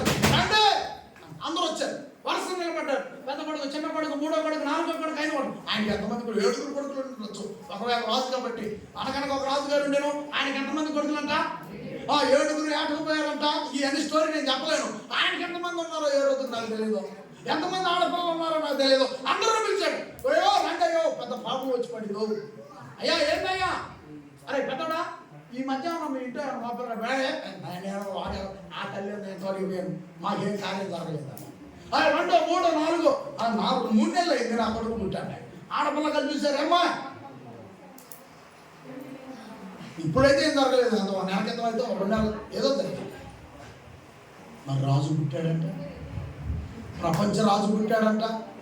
అది పుడితే నా ఇంట్లో పుట్టాలి కానీ ఎక్కడ పుట్టాడు? వీళ్ళు దోలాడుకుంటూ వచ్చారు, వస్తా ఏందో పెద్ద పెద్ద మూటలు తీసుకొని వచ్చారు. వామ్మో, ఎవడో రాజు అంట. అందరిని ఎంక్వైరీ చేసి బయటకు వెళ్ళాడు. బయటకు వెళ్ళే ముందుకు ఒక వ్యక్తిని పిలిపించాడు. అయ్యా, రాజు అయితే పుట్టబోతుండో, అతను ప్రపంచానికి సంబంధించిన వాడు చెప్పాడు. ఆయన దగ్గర ఉండే శాస్త్రి.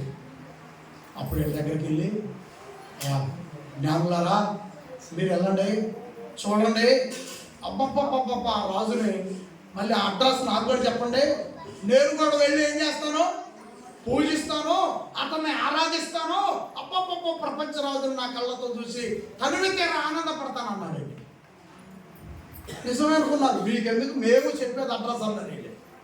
వెళ్ళారు, పూజించారు. బంగారం ఇచ్చారండి, గోళం ఇచ్చారండి, సామ్రాణి ఇచ్చారండి. మహానుభావులు చూసి పరవశించిపోయారు. నిజంగానే ఏ రోజు చెప్పినట్టుగా ఆయన అట్రా చెబుతాను అడవాడికి బయలుదేరారు. మీలాగనే బయలుదేరేసరికి దేవదూత వచ్చింది. అతను ఎలాంటి వాడంటే, ఏ రోజు ఎలాంటి వాడంట? క్రూరమైన వాడు. మీకు మొదట చెప్పిన ఆనందం నిజంగా అతని జీవితంలో లేదు. కాబట్టి మీరు అటు కాదు వెళ్ళాల్సింది. మీరు రూటు మార్చుకో, పెదపాలెం డొంక మీదకు పడి అటు ఏలుపూరు వైపు పెట్టండి. మీరు ఇటు అచ్చిపేట మీదకు పోయి మీరు ఏలుపూరు రావద్దు. మీరు ఎటు పోవాలి? ఇదిగో కాలకట్ట తీసుకోండి. అప్పుడు పెదపాలెం వచ్చింది. అప్పుడు రూటు మార్చారు. ఆ బాధతో రగిలిపోయిన ఏ రోజు, ఆ రోజు ఆ చుట్టుపక్కల 2 నెలల క్రితము ఎంతమంది మగపిల్లలు పుట్టారో, అతని సామ్రాజ్యంలో అతని అధికారం కింద ఎన్ని గ్రామాలు ఉన్నాయో అన్ని గ్రామాల ప్రజల్ని నడి రోడ్డు మీద ఈడ్చాడు. నడి రోడ్డు మీద ఈడ్చి ఆ రోజు మగపిల్లలందరినీ కూడా వధ జరిగించాడు, నరికేశాడు. ఆ రాజు ఎక్కడ పుట్టాడో, నేను కాని రాజు ఇంకా ఎవడో ఉండటానికి, నా ఇంట్లో లేని రాజు ఇంకా ఏ ఇంట్లో ఉండటానికి వీలు లేదని చెప్పి ఇందాక పాప పాడిన పాటలో కూడా ఉంది ఆ పదం. ఏ రోజు క్రూరుడై పసిపిల్లలు పిలిపించి నడి రోడ్డు మీద వధ జరిగించాడండి. మన పరలోకపు కన్న తండ్రి నా పిల్లలు రాజులా బ్రతకాలి, నా కుమార్తెలు రాజులా బ్రతకాలని తన కుమారుడిని మన కోసం ఇచ్చి సిలువలో ఆయన సిలువ త్యాగం జరిపిస్తే, ఏ రోజు ఇంతటి కార్యం నిన్ను నన్ను రాజులు కానివ్వకుండా, పరలోకానికి హక్కుదారులు కానివ్వకుండా అసలు చిన్నతనం అప్పుడే భూస్థాపితం చేయాలనుకున్నాడు. ఏ రోజు ఒక్కసారి పరిశీలన చేసుకో. యేసు క్రీస్తుకు అడ్డుపడే ఏ రోజులు ఒకవేళ మీ కుటుంబాల్లో నేటికి కానీ ఉంటే, యేసు ప్రేమను అణిచివేయాలనుకునే ఏ రోజులు నేటికి మీ కుటుంబాల్లో ఉంటే, యేసు క్రీస్తు కోసం సిద్ధపడని ఏ రోజున్నా ఇదే. అలాంటి వాళ్ళు మారటానికి అవకాశం ఉంది. ఊపిరి ఆగిపోకముందే మార్పు మన బ్రతుకులో జరగాలి. ఏ రోజు ఎవరు అనుకుంటున్నాం? ఆనాటి మోషే గారికి అడ్డు తిరిగిన ఫరో మేనత్త కొడుకు ఏ రోజు. ఆ రోజు మోషే గారి ఆ రోజు ఫరో ఏం చేశాడు? 30 తిప్పలు పెట్టాడు. వాడు మేనత్త కొడుకే ఏ రోజు. ఆ ఫరో మంచోడా?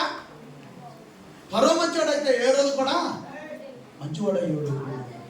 ఒకసారి అందరూ ఆలోచించి ప్రియమైన వాళ్ళారా, ఒకవేళ ఏ రోజు చెల్లెలుగా ఒకవేళ ఇక్కడ ఉన్నటువంటి వాళ్ళు ఏ రోజు అంటే వాళ్ళు కదా మనకేం పర్లేదు అనుకున్నారు. ఒకవేళ ఏ రోజు చెల్లెలుగా, ఏ రోజు అక్కగారు వేటల్లా ఇక్కడ ఉంటే, ఇదే నువ్వు మారు మనసు పొందే చివరి అవకాశం. ఊపిరి ఆగిపోకముందే ఒకవేళ నువ్వు ఏ రోజు చెల్లెలుగా అయి ఉంటే, ఒకవేళ ఏ రోజు మేనత్త కూతురు ఒకవేళ అయి ఉంటే,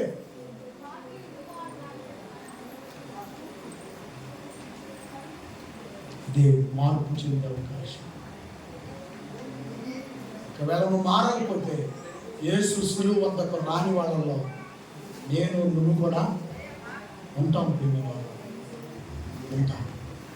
ఒకవేళ ఏ రోజు కఠినమైన మనస్సు, ఫరో కఠినమైన మనస్సు నేటికి మన బ్రతుకుల్లో కొనసాగితే, ఆ రోజు బైబిల్ గ్రంథంలో యేసు ప్రభువును వ్యతిరేకించిన మహిళలు ఎంతో మంది కఠినులు ఉన్నారని, అలాంటి కఠినమైనటువంటి మనస్సు ఇక్కడ కూర్చున్న మనలో కలిగితే, తండ్రి చేసిన యేసు ప్రభువుని మన కోసం విడిచిపెట్టినటువంటి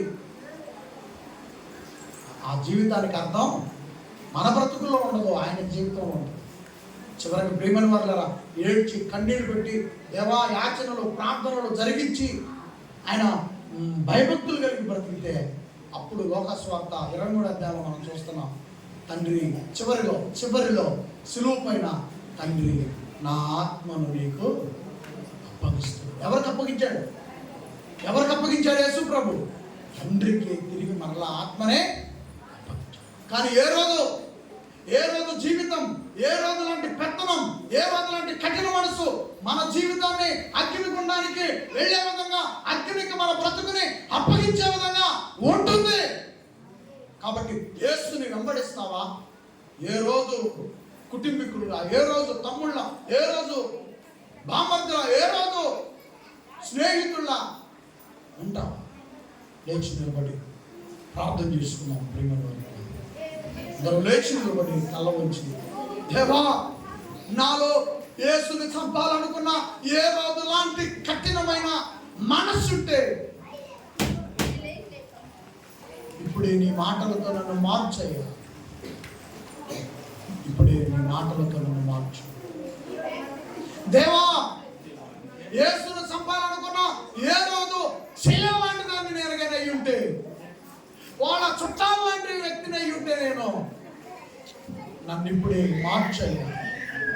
ఆ కఠినమైన, ఘోరమైన, క్రూరమైన మనస్సు నాలో నుంచి తీసివే. నాలో నుంచి తీసి యేసుని చంపడానికి కాదు, యేసుని మేము ప్రకటించాలి. మత్తయి సువార్త 28వ అధ్యాయము 19వ వచనము, సర్వ సృష్టికి వెళ్ళి మీరు సువార్తని ప్రకటించాలి. సువార్తని ప్రకటించమనే భారం మాలో ఉంటే యేసుని చంపాలన్న కసి ఏ రోజులో ఉంది. కాబట్టి యేసు ఎన్ని చెప్పినా మారని హీరోదా. యేసు నీ కొరకు కొరడాలు భరించిన మారని హీరోదా. ఓ ఫరో, మారని మారు. ఓ ఫరో చెల్లెలా, మారు. ఓ ఫరో చుట్టమా, యేసుని చంపడానికి ఊళ్ళు నేను. యేసుని చంపడానికి ఫరో ఏ రోజు యేసుని చంపడానికి భయంకరమైనటువంటి ప్రియమైన దేవుని బిడ్డ,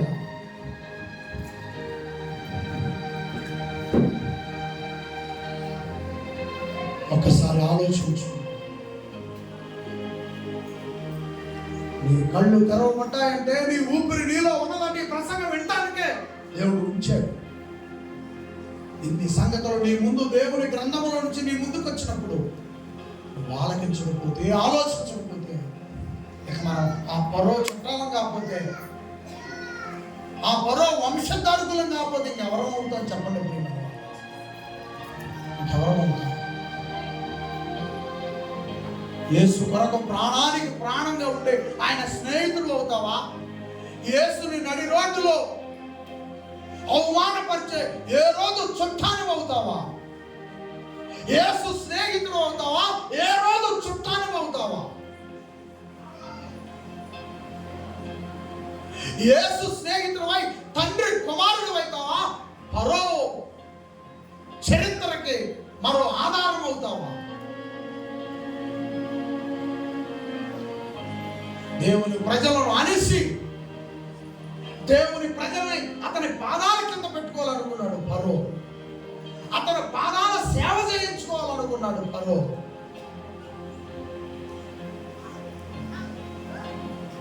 ప్రియులరా, ఒకసారి ఆలోచించండి అందరూ. ఈరోజు నువ్వు కూడా దేవుని సేవను మరిచి యేసు అప్పగించిన రక్షణ సువార్తను విడిచి నీకు నచ్చినట్టుగా, నీకు ఇష్టం వచ్చినట్టుగా దేవుని పనుల్ని, దేవుని ఆశీర్వాదాలని, దేవుని మేలుల్ని, దేవుని దీవెనల్ని వాడుకుందాం అనుకుంటున్నావా? పరోలాగా దేవుడు మేలులను వాడుకుందాం అనుకుంటున్నావా? పరోలాగా దేవుడు ఆశీర్వాదాలు వాడుకుందాం అనుకుంటున్నావా? పరోలాగా దేవుని యొక్క దీవెనలు వాడుకుందాం అనుకుంటున్నావా? పరోలాగా.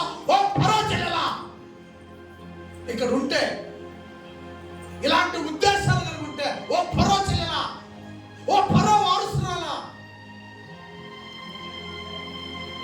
అది న్యాయమైన నిర్ణయం కాదు. ఫరో వాళ్ళ పాదాల దగ్గర దేవుని ప్రజల్ని పడేయాలనుకున్నాడు, పనిచేయించుకోవాలనుకున్నాడు. దేవుడు సహించలేదు ఆ రోజు. ఈ రోజు దేవుని ఆశీర్వాదాలు, దేవుని మేలులు, దేవుని యొక్క దీవెనలో నువ్వు వాడుకోవాలనుకుంటే సహించడు దేవుడు. సహించడు. నీ పెత్తనం పోతుందని, నీ అధికారం పోతుందని, నీ లెవెల్ తగ్గిపోతుందని, నీలో ఉన్నటువంటి టాలెంట్ తక్కువైపోతుంది ఇంకొకటి రావడానికి లేదు, వాడు వస్తే నేను ఊరుకోనని. ఏ రోజు ఆపగలిగాడు ఆ రోజు యేసు మహిమని? ఏ రోజు ఆపగలిగాడు ఆ యేసు యొక్క గొప్ప చరిత్రని?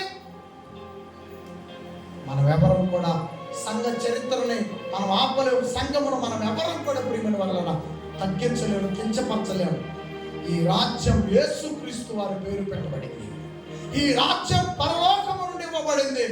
కాబట్టి ఈ రాజ్యానికి అధికారి తండ్రి, ఈ రాజ్యానికి శిరస్సు యేసు, ఈ రాజ్యానికి బలమైనటువంటి వారు పరిశుద్ధాత్ముల వారు. కాబట్టి పరోలా ఎదురు తిరిగి, ఏ రోజులా ఎదురు తిరిగి మనం నష్టపోవడం కంటే యేసుని ప్రేమించి, యేసుకు శిష్యులుగా, యేసు తమ్ముళ్ళంగా, యేసు చెల్లెళ్ళంగా మన జీవితాన్ని ఆయనకు అప్పగిస్తే ఈ భూమి మీద ఆయుష్ ఉన్నంతకాలం సూపర్గా మన బ్రతుకుంటుంది. ఆయుష్ ఆగిపోగానే, కంటి చూపు పవర్ పోగానే మరో లోకాన్ని చూస్తాం, పరదేశి అనే లోకాన్ని చూస్తాం. యేసు వారు వస్తే పరలోకానికి తీసుకువెళ్తాడు. అది కావాలి ప్రియమైన వారు, ఆ జీవితం కావాలి, ఆ జీవితం.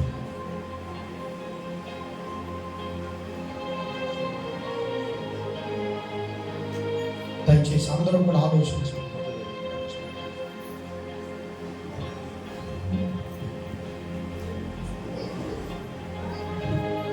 గడిచిన డిసెంబర్ నెల నుంచి ఈ నెల డిసెంబర్ వరకు కూడా దేవుడు కాపాడిన విధానాన్ని బట్టి మన ప్రభు ద్వారా స్తుతులు స్తోత్రములు తండ్రికి చెల్లిస్తూ,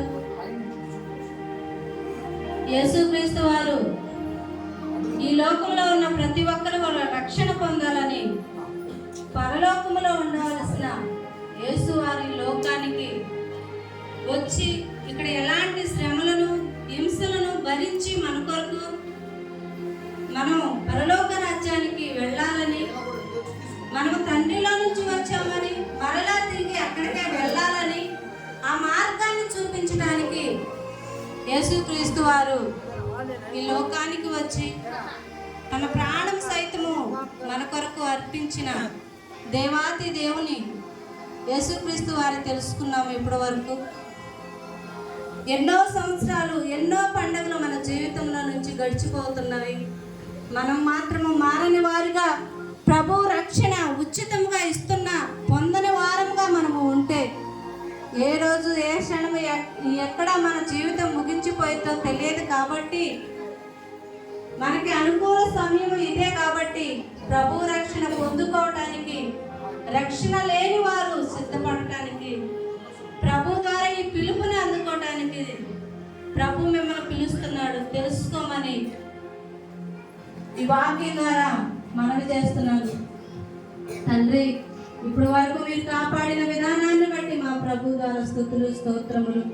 ఇప్పటి వరకు మీ మాటలు విన్నారు తండ్రి. మీ పిల్లలు ఆ మాటలు విన్న వాడికే ఇడిచిపెట్టి వెళ్ళిపోయే వారంగా కాక సంవత్సరం అంతా కూడా మీరు కాపాడిన విధానాన్ని, ఈ సంవత్సరంలో ఎంతో మందిని మేము, మా వారిని, మా చుట్టాలను, మా బంధువులను ఎంతో మందిని ఈ లోకం నుంచి విడిచిపెట్టి వెళ్ళిపోయారు. వారిని చూస్తున్నాం మేము. అలాంటి పరిస్థితులు మాకు కూడా ఎన్నో వచ్చాయి, కానీ మీరు కాపాడుకున్నారు తండ్రి. మీరు కాపాడుకొని ఇంకో సంవత్సరాన్ని మాకు ఇవ్వబోతున్న విధానాన్ని బట్టి మీ స్తోత్రాలు చెల్లిస్తున్నాము. మాకు తెలిసి తెలియని పొరపాటును మేము మమ్మల్ని క్షమించమని ప్రార్థిస్తున్నాము. ఇంకా రక్షణ లేని వారు రక్షణ పొందుకోవటానికి, వాక్యానికి ఆకర్షితులవటానికి సహాయం దయచేయమని ప్రార్థిస్తున్నాను. ఇంకా తెలియని వారికి, తెలుసుకున్న వారు చెప్పేవారుగా జ్ఞానాన్ని సంపాదించుకోవటానికి సహాయం చేయమని ప్రార్థిస్తున్నాను తండ్రి. ఈ పరిచర్యకు సహకరించిన బిడ్డలందరినీ మీరు దీవించండి. దూర ప్రాంతాల నుంచి వచ్చిన బిడ్డలందరినీ మీరు దీవించండి. ఈ రక్షణ మార్గంలోనికి త్వరగా రావటానికి సహాయం చేసి నడిపించమని ప్రభువును మా రక్షకుడైన యేసు క్రీస్తు వారి ద్వారా ఈ ప్రార్థన అడిగి వేడుకొనుచున్నాను తండ్రి. ఆమేన్. యేసు ప్రభు వారి లోకానికి వచ్చింది నీ రక్షణ కోసం. నువ్వు బాప్తిస్మం తీసుకొని యేసు ప్రభు వారి శరీరము, ఆయన రక్తమును పుచ్చుకునవలెను. పరలోకానికి, నిత్య రాజ్యానికి, తండ్రి ఉన్న పరలోక రాజ్యానికి వెళ్ళాలంటే యేసు ప్రభువే మార్గం. యేసు ప్రభువే స్వయంగా చెప్పాడు ఆ విషయాన్ని.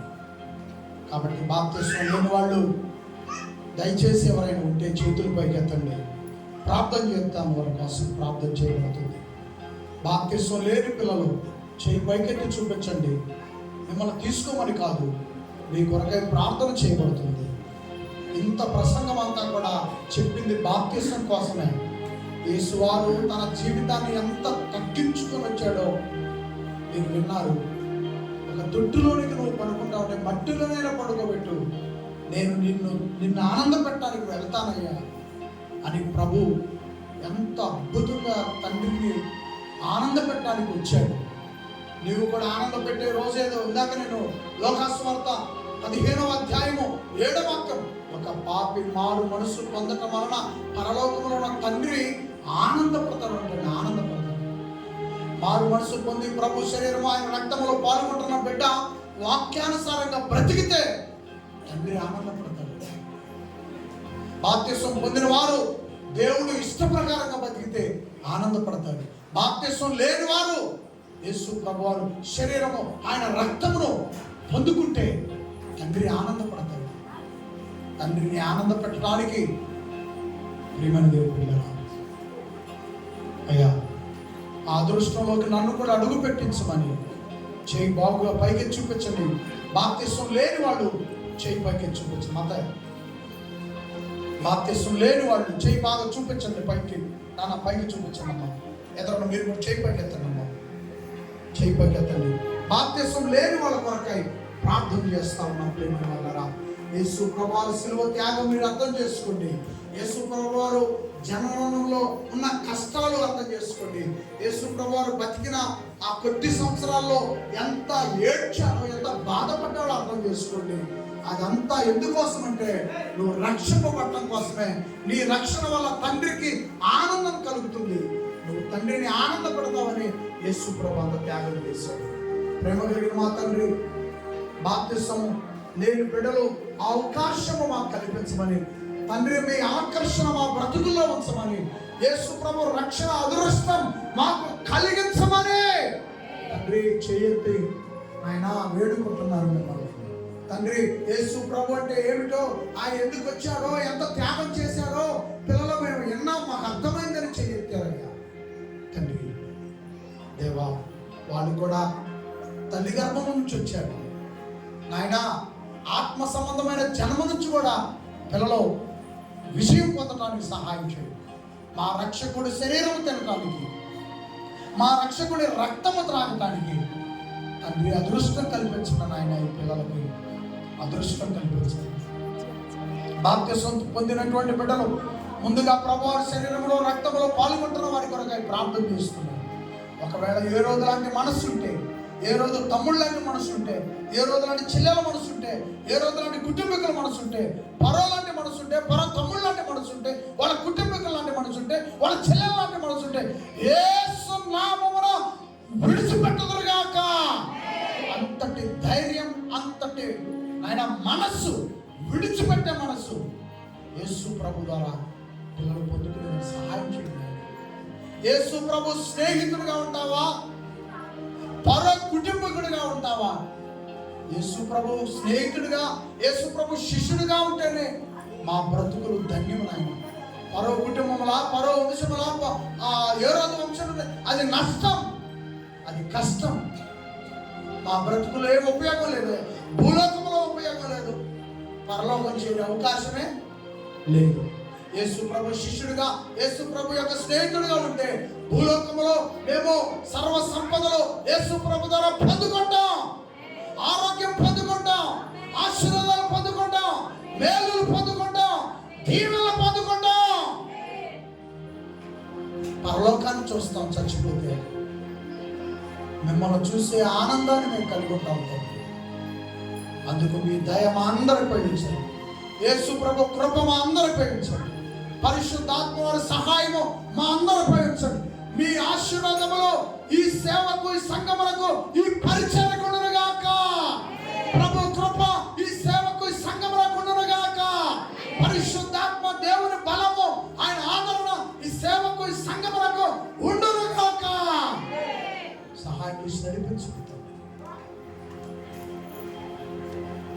కృతజ్ఞతాస్తుతులు స్తోత్రములు చెల్లిస్తాం.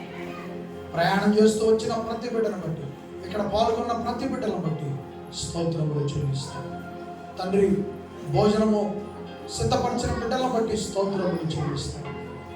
ఈ డెకరేషన్ చేసిన యవన బిడ్డలందరిని బట్టి, సహాయం చేసిన వారందరిని బట్టి స్తోత్రములు చెల్లిస్తాం.